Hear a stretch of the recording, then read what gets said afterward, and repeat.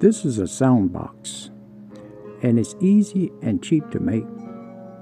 It would cost less than a penny, and here's the final result. As you can see, it is very practical when you're doing your recording. We started off with a drill, a knife, and a marker. The knife was serrated, and a serrated knife is easy to use on foam. As a consequence of that, we found that we didn't need the drill, but we went ahead and just kind of assembled this together. Notice the marking. And from these markings, we started working on it. The whole process was really a simple one. The serrated knife was really a boon to this project simply because it's able to cut through the foam very easily.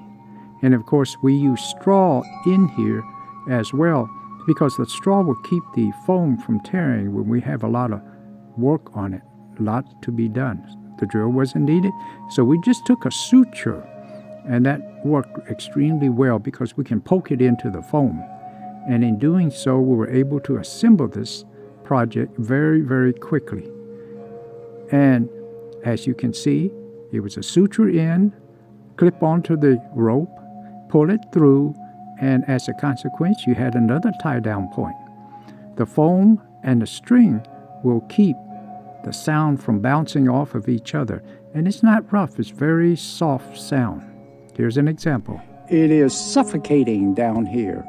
Now, we're in a low tunnel, and as you can see, it is really suffocating me. You look into my eyes and see how bad it is.